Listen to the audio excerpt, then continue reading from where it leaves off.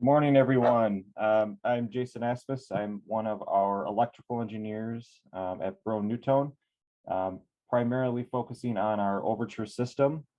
So today we're gonna kind of do a quick walkthrough of our app, kind of show you how to set things up, how to go through onboarding devices,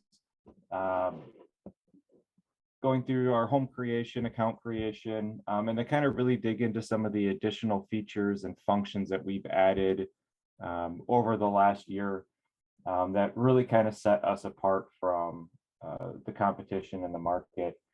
This is not typically my normal thing, so bear with me as I kind of struggle through this. You guys are the guinea pig group, so. Like I said, we're going to walk through the app. We're going to walk through account creation, setting up the home, setting up rooms, onboarding devices, getting everything to link together, connected, working, and then kind of dive into everything else. And then at the end, we'll definitely have some time for some Q&A. Again, if you guys have questions, please drop them in the chat. If it's something you want to bring up right away, please interrupt. This is meant to be interactive. And kind of show you guys kind of what's going on. So biggest thing that you're going to need to start is you're going to need the app. So we do have a Android and iOS version. You can get them through the respective stores. There are also QR codes and links on our website, as well as all of the quick start guides that come with the Overture hardware. So you can get it that way as well. Just some we'll say some tidbits. If you are setting up devices, I do recommend checking to make sure your Bluetooth and location services are enabled. I can't tell you how many times I've gone to onboard a device and forgot to turn my location services on and wasn't able to connect. So lessons learned from, we'll say me, for you guys to learn from. So the first thing we're going to do is you'll have to create an account. It's a pretty easy process to walk through.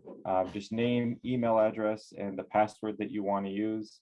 One of the things I do want to bring up, and this is specific for, we'll say, the CIs, if you are setting it up for a client, you are going to have access to the email address for verification. So it's typically best to set it up on an account that you have access to so you can get that verification code. Hit create account and you will get an email with a token that you enter in, and then your account is created. We have offered logging in with social media in the past, since this was something that was of interest. We are going to be removing this feature since it's causing more issues than it's providing solutions to. So we prefer that nobody continues to use this. It will be removed in an app release coming up. So I've already got an account that we're going to use.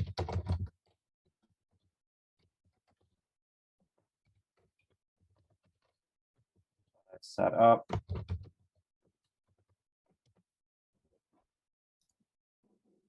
We're going to log in.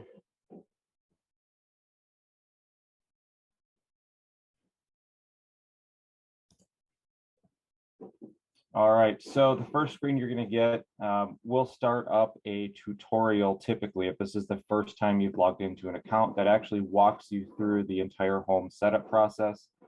These tutorials are also available in our menu under support.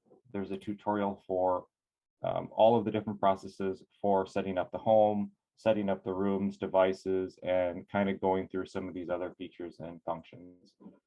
So the first thing that we're going to do is we're going to set up a new home. We're going to give it a name. Again, what we recommend is something that's unique, so something that will easily identify that home, especially if a custom integrator is going to be doing multiple homes for multiple clients. So you can start off by using maybe an address or maybe the client's last name and some other identifier. And this name can be changed later on when the home is transferred to the end user. The next part is all of the home information. So this is where we enter in how large the house is, number of bedrooms, number of bathrooms, and then stories. That information is not completely critical to set up. It is used for ASHRAE, which is a ventilation code compliance that may need to be met depending on the location and local code. And we are able to do that with our app. And we'll walk through that a little bit later, but that's what that information is used for. And then we need a valid zip code. So the reason we need a valid zip code is because we actually use your zip code for weather information, and we'll get into that a little bit more later on. So making sure that we use a valid zip code really helps with the overall effectiveness of our system.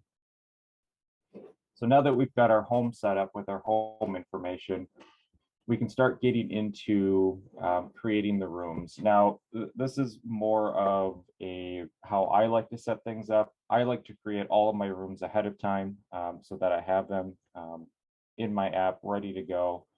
And again, when you're working with somebody who's going to be integrating Overture into another platform like Control4 or Elan, we really recommend that the names stay consistent between the two platforms. So if there's a specific naming convention that the CI is using, we want to obviously employ that now to kind of keep things very similar and very streamlined across the different platforms, which really helps on the back end, like if you were to call customer service. So one of the examples that we've run into is if the names are different in the Overture app and let's say with the Control4 platform, when the end user or customer has an issue, they're going to talk about a specific room or a specific product in that room based on what they see in their Control4 system. And if that doesn't match up to Overture, the Overture customer service team only has access to the Overture information. They cannot see anything on the Control4 side. So that's why it's really important to keep the naming conventions similar across both platforms to kind of help streamline the process with any type of troubleshooting in the future. So for our demo, we're just going to create a real simple setup. We're going to do a master bedroom. Select the room type as bedroom. We're going to add a master bathroom.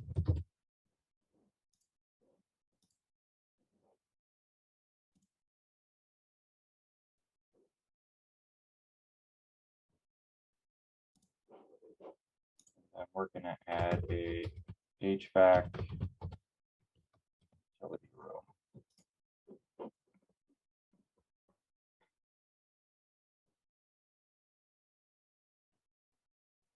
While Jason's doing that, I'll just interject one quick thing, and that is that air quality index, which you saw in the app there, is something that's commonly shown in all applications. So if you pull up your iPhone as an example or Android and you look up the local weather, not only does it tell you if it's raining or cloudy or what the temperature is, but it'll tell you what the air quality index is. What you might find interesting when you put one of these sensors in is often the air quality that we think is so bad outside is quite a bit better than what's in your own home. And that's because homes are built to be very energy efficient and trap in heat and cool. And in doing so, they're also trapping in contaminants. So that's why these systems are really great at eliminating bad air and improving the quality of the air in your home. Sorry, Jason, thanks. No, absolutely. That is exactly the reason for the system. And we'll go into a little bit more about that, talking about the outdoor versus the indoor air quality a little bit later. But yeah, that's exactly right. And that's kind of where we feel that we can kind of, bring our expertise to the market. We do the ventilation equipment. We've got the products. Now it's just adding the sensing and the automatic turning on and turning off of that equipment is kind of where Overture brings our previous core competencies together. Yeah, and just sorry, one more thing on top of that. So as a good example, we had quite a few people over here for Thanksgiving. We hosted Thanksgiving, and the sensor is by the kitchen table, and my best friend looked over and asked me why it was red, and I said, "Well, there's a lot of people in the house, and when I pulled up the app, it was CO2." Because I don't have the full system that can then do something about this condition, we had to just open some doors and windows. And then next thing you know, the sensors were green and the quality of the air was better. So in the case that Jason is showing you here, the various fans and core competencies that Brown Newtone has throughout the home can then do something based on that data to improve the quality of the air. So sorry, thanks. Oh. All right, so now that we've done our room setup, now it's time to start setting up our devices. So we offer right now 3 different pieces of hardware. So we've got a wall control. This wall control is typically going to be used in bathrooms and kitchens to control your ventilation products. So that's your bath fans, your range hoods, and other products that exhaust air from the house. This wall control also has sensors built into it, so it's able to sense its local environment and act appropriately. So again, humidity from a shower, somebody's painting their nails or nail polish remover, we can pick up the VOCs off of that, and we can activate the bath fan automatically based on that to expel that bad air from the space. One of our other products is our room sensor. So this is a product that we use in what we consider or what is a non-ventilated space. So this would be things like your bedrooms, your offices, living room, family rooms, things like that. So typically an area that doesn't have a ventilation device, we'll say traditionally. And this has our full suite of sensors, including CO2 and PM 2.5. So we can pick up on dust particles and occupancy as well. Our last product is our smart plug. This is used to control our fresh air system. So this is the devices that bring outdoor air into the home. So supply fans, HRVs, ERVs, and makeup air dampers. So we'll onboard one of every device and kind of go through some of the differences between them. We are also launching a new product in the next couple of months that is another room sensor, but it is a hardwired or built-in product. So it's the same sensors, different package that can be installed into the wall. So it's a little bit less intrusive, it's a little bit more hidden, and offers a better aesthetic for the customer. So this is another kind of a tip that I've learned over the let's say the years of doing this is when you go to start onboarding all of your devices, make sure that you have all of the model numbers available before you start onboarding, because you'll have to enter them into the app as you onboard it. And the last thing you want to do is have to crawl around and try to find the model number for the product as you're onboarding it. So having something ahead of time, or having that information ahead of time, will definitely save you some headaches. All right, so we're going to onboard our room sensor, and we're going to put it in our master bedroom. We're going to onboard, select room sensor, and then there is a 5-second hold on the main button of the product that puts it into Bluetooth pairing mode. As soon as it comes into pairing mode, it'll pop up at the bottom. We're going to hit connect.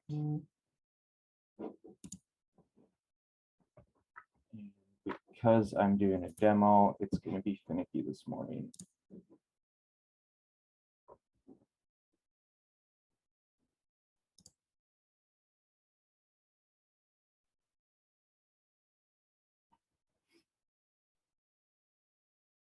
All right, so this is a message that pops up because this device has been used previously. It's asking me if I want to delete the device and all of the data associated with it because it's already associated with another home or another person.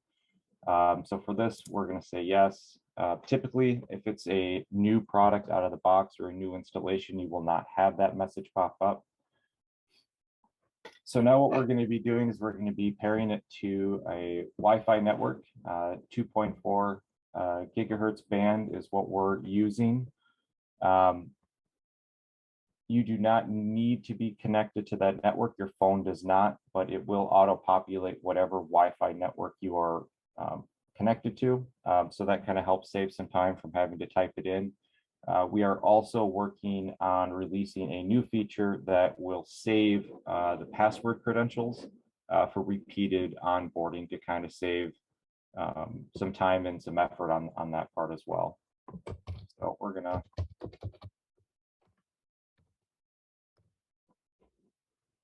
onboard.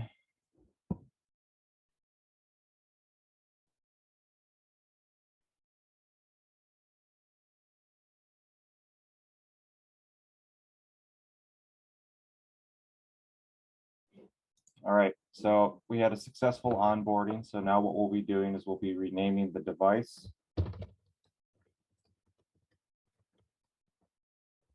So I like to provide, again, a very unique, distinct name for the device. You know, if there's a room with multiple products, it could be, you know, west wall, east wall, fireplace, or, you know, something that kind of helps identify where that device is located.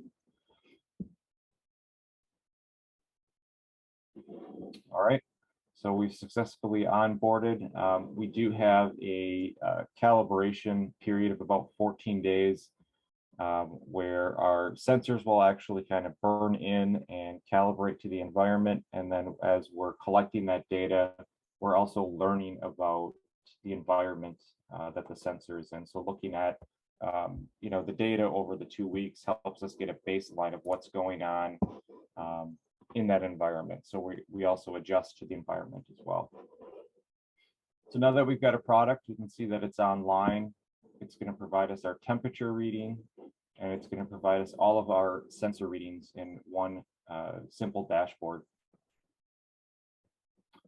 If people are interested, we are trying to also add as much education and information into the app as possible for the end user. So if you long press on any of the gauges, we bring up information on that specific pollutant, potential sources, other information. And then if you want more information, we have links to government websites like the EPA that will provide additional insight into that pollutant. From this menu, you can also check 24 hours of data. Obviously, we don't have 24 hours of data yet, so we won't see a whole lot, but this is a way to get a quick snapshot of what's happened in the last 24 hours. You know, let's say if you have high humidity, you can maybe check your 24-hour data and see if there's events in there that kind of help you understand maybe what that source was or what's going on. And again, that's for each one of the gauges. We'll provide that information. Further down, we do have manual controls of the smart outlet. So it's a 120 switch on it. This can be used for any type of automation through Alarm Control 4 or voice control like Google and Alexa as well. So we have that feature built in, and that can be used for anything, you know, lights or Christmas lights or anything like that. The other thing I wanted to bring up, and we'll get into this a little bit more in depth kind of as we go on, but it's this concept of a linked fan. So a linked fan is the device that this room sensor will control when it senses high pollutants. So since this is in our master bedroom, I don't have any type of ventilation or fresh air product in that space directly. So I need to tell this room sensor what device it should be controlling. So by default, if you do not do anything with it, we do have an algorithm that runs in the background and looks at all of the products that have been onboarded. We look at the CFM and the SONS rating, which is basically how loud the product is during operation. And the types of ventilation devices in the home. And based on all of that information, we by default will choose what we feel is the best option overall. So by default, we will pick a product, but it is customizable for certain situations. And we can talk a little bit about that maybe once we get into the next steps and there is ventilation products to grab. So now that we've got our master bedroom set up, we now have an IAQ gauge here that tells us all basically at a glance the air quality of that specific room based on all of the sensors in that space. And we are green, so we are good, so nothing that we need to worry about. Next thing we're going to onboard is our wall control, and that's going to be in our bathroom because it is connected to our bath fan.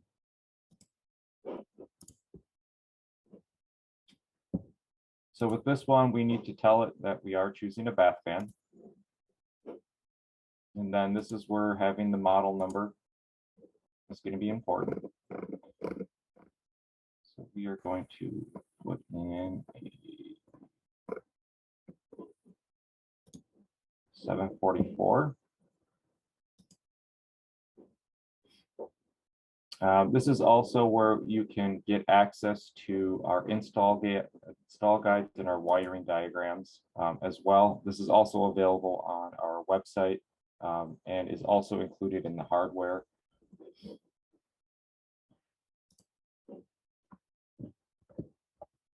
We're going to put our device into pairing mode. Our wall control shows up.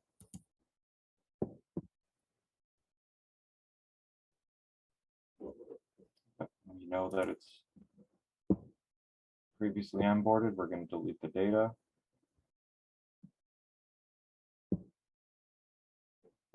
And again, we're going to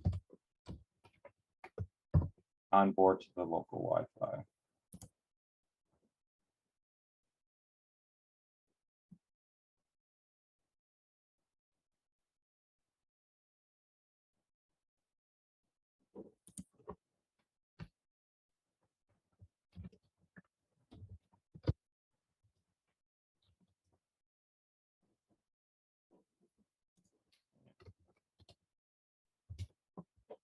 Because it's our master bathroom, I'm going to add that on there as well. So again, same message, 14 days, another successful onboarding. Same information as before, temperature, all of the sensor gauges. Again, long pressing gives us access to the same information, 24 hours of data, all the same. Now what's going to be a little bit different is now we have two different controls. So the product that we had selected, the 744, is a lit product. So it does have a light built in, so we can control the fan and the light independently. And again, these can also be linked. The light specifically can be linked in the Control 4 system to be tied to additional lighting products like Leviton and stuff like that. So the bath fan light can turn on with the other lights in the room or in the space as well. That's it for that. So one of the things I did want to show now is if we go back to our home, go back to our master bedroom, you should see the link fan did not, oh, there it goes, is now updated to be our master bathroom fan. Since that's the only ventilation device, it's the only thing that I control, so it is updated. It says that that is the best option available. And then the last thing we're going to onboard is our smart plug. And we're going to onboard that as a HRV. So we select the product type, select model number. And again, All of the wiring information and install guides are available here. Connect it. Put the product into pairing mode. What's up?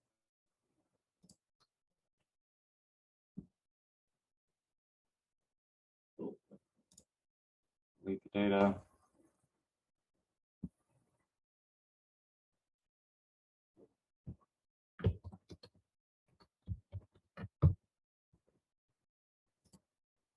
Onboard it to our Wi-Fi.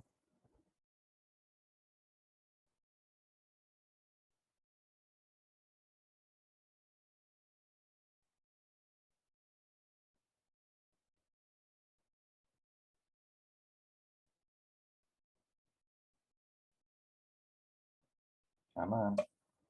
There we go. And then we'll just rename our device.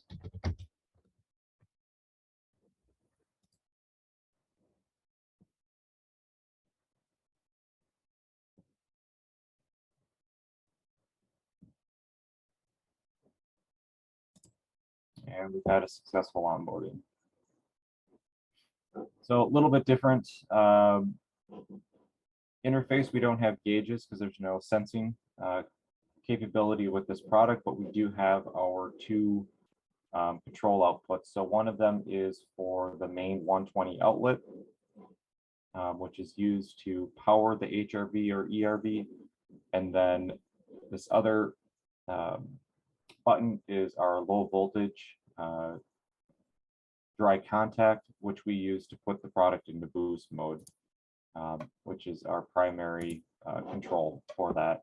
We'll get into a little bit more about the 120 on this for HRVs and ERVs specifically in our next section. But I wanted to just take a pause here and see if anybody had any questions on, we'll say, onboarding of devices specifically.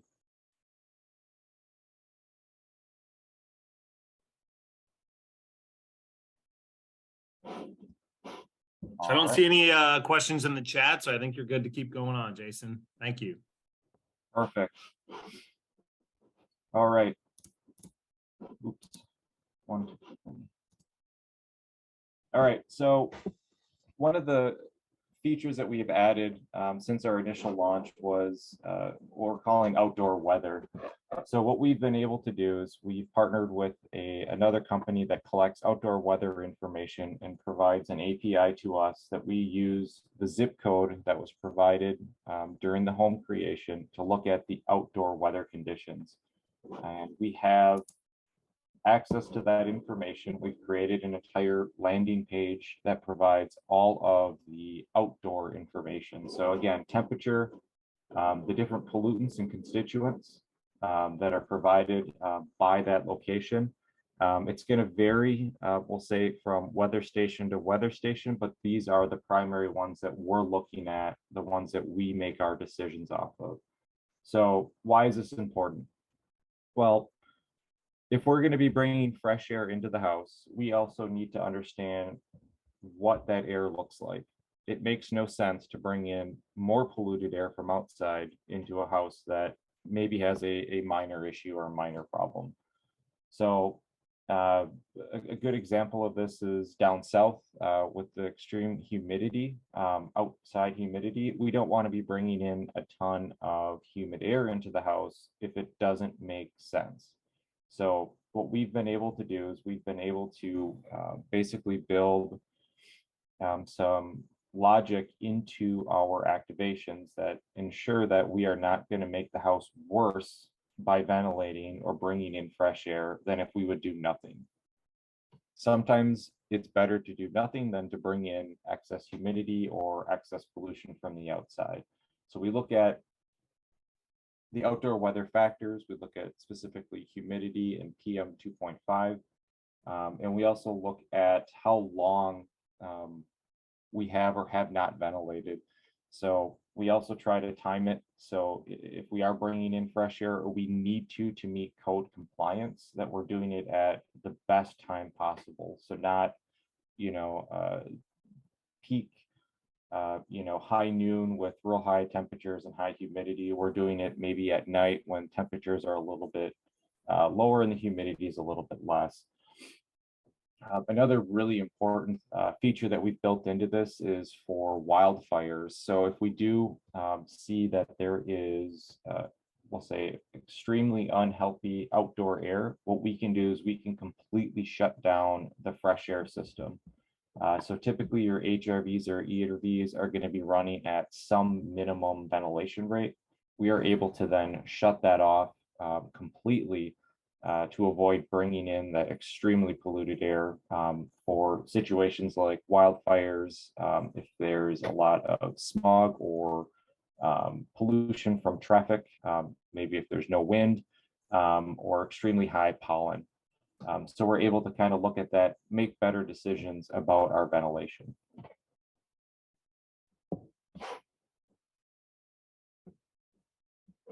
And there's also more information. Again, we've tried to make it extremely intuitive.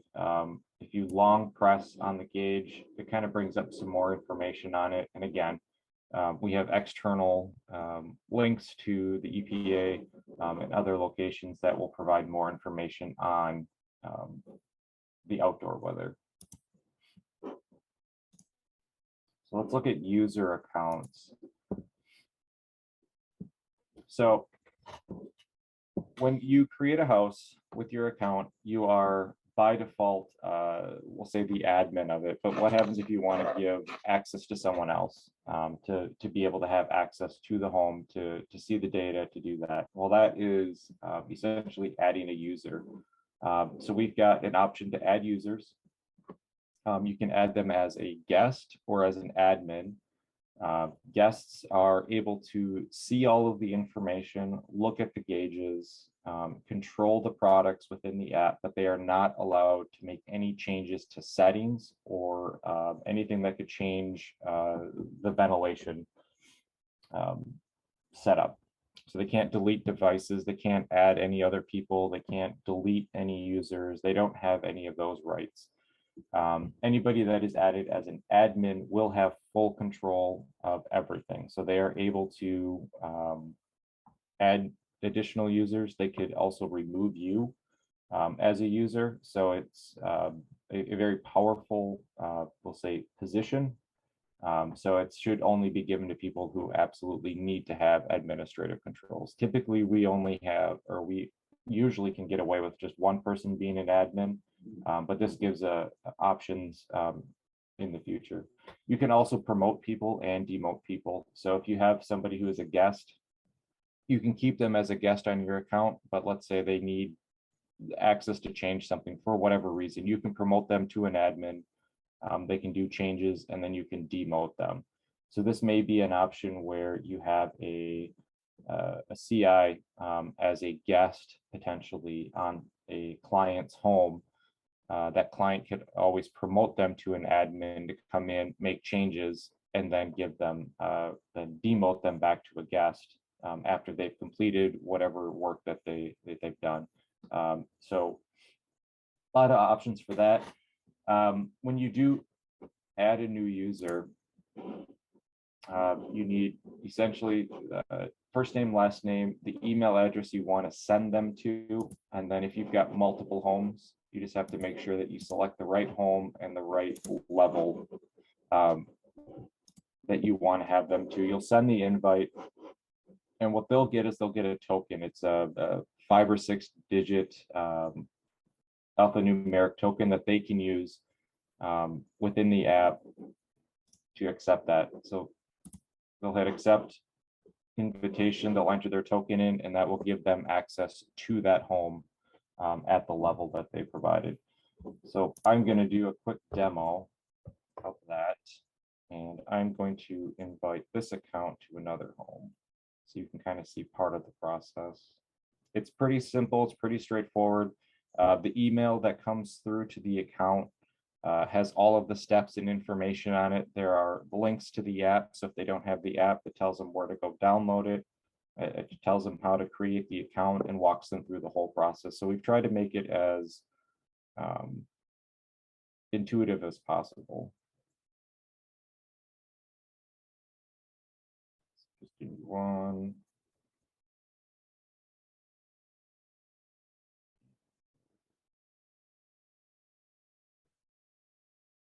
All right.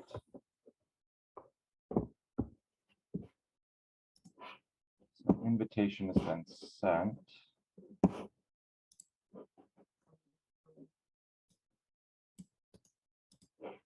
All right, so I've got the email with my token, so I'm going to hit accept. Type in my token.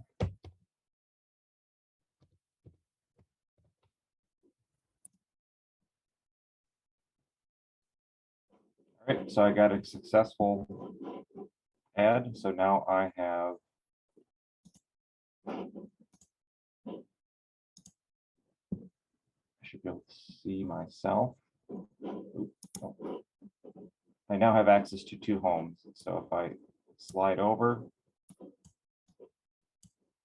I can see another home. So I now have guest access to another home. So I can go in, I can see the data, I can control the units, but I can't make any changes to any of the settings. But this gives you kind of an idea of what it looks like as a guest. And then under my users, if when you would invite somebody, they would show up on there, and that would allow you to delete, edit, promote, demote, and it shows you everybody that has access to that home. So home management. So this is kind of the next step. So there are, again, 2 types of homes. There are homes that you are an admin of and homes that you are a guest of. So I've got 2 homes in here. I can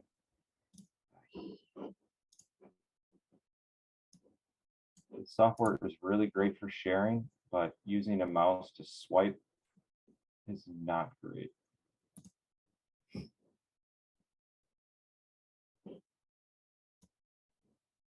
Oh, you.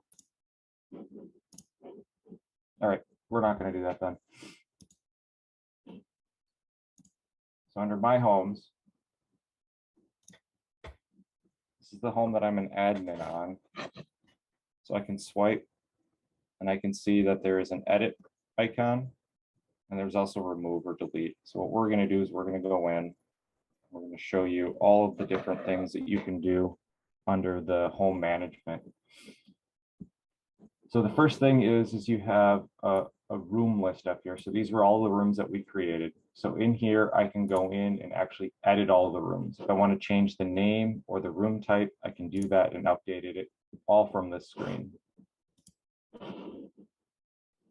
I can delete rooms. I can also go in and rearrange rooms. So let's say I want my master bathroom on top or however it is. I can do that. Now everything has been rearranged. So this gives us full control over the rooms, editing them, deleting them, rearranging them. We also have all of our home information down here. So this is everything that we entered in the beginning. Again, I can change the home name. I can change the details, as needed. The other thing that shows up now is this outdoor optimization. So this is a feature that we turn on by default, and this is what uses the outdoor weather to help make better decisions. We do allow users to turn it off, and what that will do is it will just ignore anything that has to do with outdoor conditions. So all of the ventilation decisions will be made solely based on the inside environment without taking the outside air into account. We felt that we wanted to be able to give that as an option out there. We don't recommend turning it off, but it is there if people choose to not use that. ASHRAE settings. So this is the local code for ventilation in homes. So depending on your location, there may be different code requirements that need to be met. So what we have done is we built all of the code compliance into Overture. So this would be something that you'd probably have to work with the HVAC guys on to understand which version of the ASHRAE code is needed. And then this is where some of this additional information would come in that helps set that up. So this is something that that we've built in because we feel that it is one of the things that we do very well. As well is we built this in so there is no guesswork. We are working on doing it more with this in the future, but this is definitely something that we like to, that we can do, that we take advantage of all of our products. We can make better decisions on how to meet the minimum requirements for ventilation, and then we can execute it with also taking into account air pollution. So if you've got a certain minimum ventilation that you need to meet, and you turn on or the bath fan turns on because of high humidity because somebody's taking a shower, what we can do is we can actually take credit for that activation based on pollution and apply it towards the minimum requirement, minimum run time that ASHRAE is going to dictate us to run. So it allows us to take advantage of these pollutant events to minimize the total amount of time that we need to be running products within the house.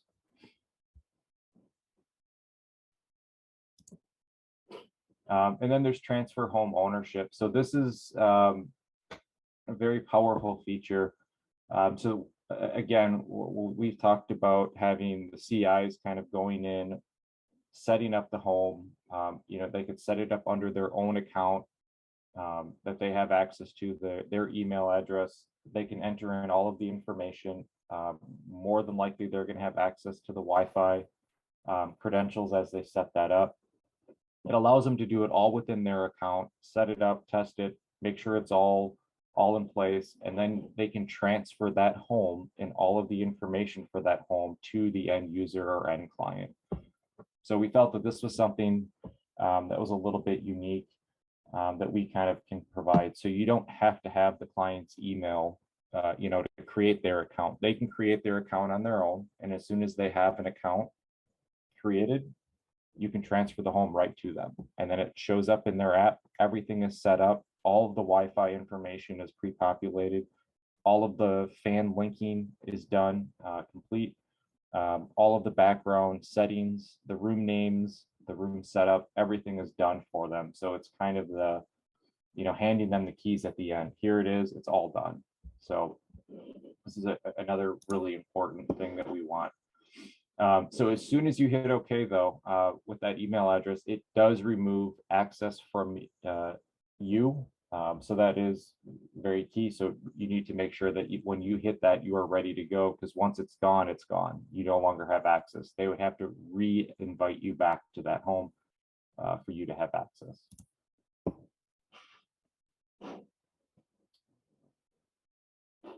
Going through everything on there. My devices. So we've got a My Devices screen, which will list all of the devices in that home. So it lists them, the name, the home that they're in. So again, if you have multiple homes, you can understand what home it's in, the name of the room, the type of device, and then all of the model information that's associated with it. So that's why it's really nice to have this as kind of a snapshot of what's going on, what's there, what's and what is there. So from here, you can start editing all of your devices. So what we're going to do is we're going to look at, you can delete or you can edit. So we're going to go in and look at the room sensor. So we do have a IAQ brightness adjustment. So this turns up or down the colored light that indicates what the air quality is. So if it's in, let's say, a bedroom, maybe we want to turn that down so it's not as bright. This is also something that can be adjusted using the APIs, like Control4 and Elan. So you could turn down the brightness at night and turn it up during the day so it's easier to see. We are also adding a feature in an upcoming update that allows you just to turn the light off completely so you don't see that visual indicator on the product. Specific to room sensors, since they are plug-in devices, you can move them. So we do give you the ability to take that device and move it into a different room. Do not disturb. So do not disturb is a feature that we've added that will basically ignore all, we'll say, algorithm calls. So any pollutant calls to activate a ventilation device, it will ignore. So if you've got maybe a big party going on, maybe you don't want your range hood turning on because of a pollution event or because of high CO2, because of the noise, let's say.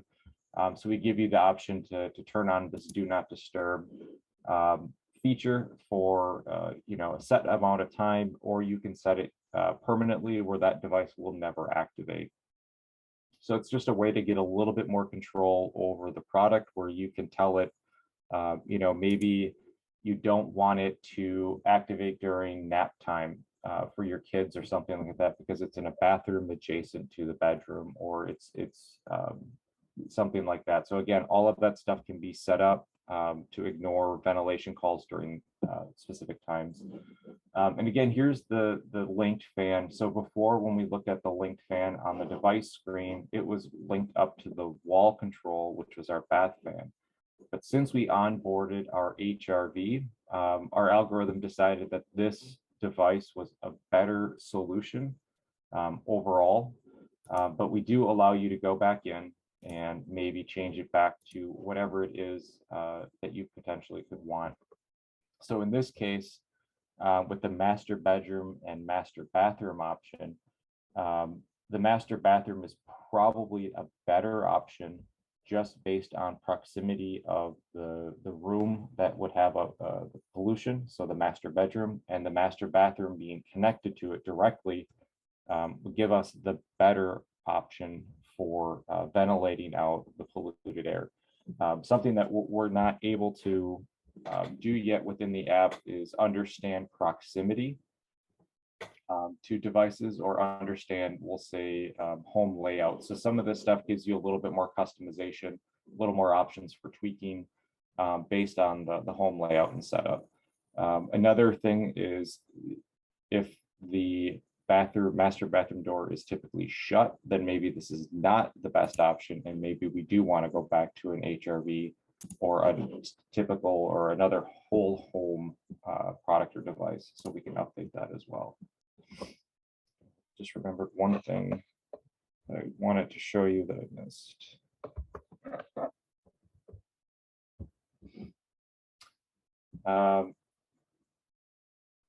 No, it moved it in the list. Okay, back into the room sensor, sorry. So we also have the ability to adjust the sensor settings. So we have a predetermined threshold that we will activate a ventilation device on. We can adjust it based on the pollutant to a different level. We have reworked this page extensively. So there's a more intuitive version of it that allows for user customization. So again, if you're in an environment that is typically more humid in the south, maybe we want it to be less sensitive to humidity, because the humidity is always going to be higher than maybe a set threshold. But it allows us to give, again, some of that fine detail, that fine tuning based on the setup or the home. It could also be, somebody installed, painted or got new furniture, and maybe they don't want it to activate based on that. For whatever reason, we give them that option. But we also recommend setting everything to default or automatic mode, which is what it's going to be called. And we will actually adjust the sensitivity based on the environmental conditions automatically. So we will adjust the threshold based on the actual environment of use. Some other important items up here, you can rename the device name. So again, everything is still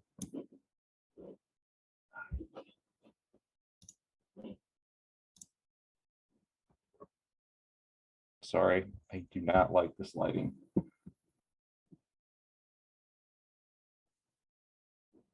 So you can rename the device to a different name. We have a update Wi-Fi credentials. So what you can do is you can go in and let's say maybe on one end of the house, the default router that or access point that you had set it to is not working, or there's intermittent connections. This allows you to go in and update just the Wi-Fi credentials for that device. It's basically kind of walking you back through the onboarding process. But with only updating the Wi-Fi credentials. So we've added that feature in there as well, which we felt was something that was better than having to go through the entire setup process again. Another real easy feature is we've got a reboot feature. So sometimes, with all connected and IoT devices, it just needs to be rebooted. You can do it right from the app. Just click the reboot and it'll reboot the device, and in 20-30 seconds you'll be back up and running again. So again, we've tried to make everything intuitive and easy for the end user. I don't want to walk all the way down to my basement to trip my breaker for my wall control that's installed in my bathroom. I'd rather just go in and hit a button, make it easy. All right, historical data. So this is one of the good things that we like having. So we've got data. Everybody loves data. And what this allows us to do is we can look at the overall IAQ. We can look at individual pollutants. So if we want to look at master bathroom, I want to look at the humidity level over the past hour or over the past day, month, or year, depending on how long these devices have been onboarded. We can show all of that information. You can look at events. You can see the thresholds that we are, that we've set for, yellow and red, and kind of the bounds that we're trying to keep everything in. So this allows everyone to kind of see what's going on. Well, why is my, why is it red? What's going on? What does the data show? Sometimes you can see patterns. Sometimes you can see, trends in the data that kind of lead you to understanding what's going on. Here's just a few examples in my home. So you can see the humidity level is pretty much tied to my HVAC cycles. So there's a lot that you can intuit from the data. It's there.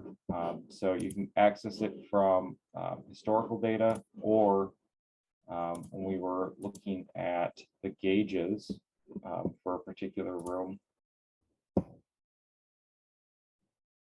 If you go under the long press, you can hit check 24 hours data, and that will default everything to that device, to 1 day, and that pollutant for you. So it's kind of a quick setup for it, and it gives you access to the same information.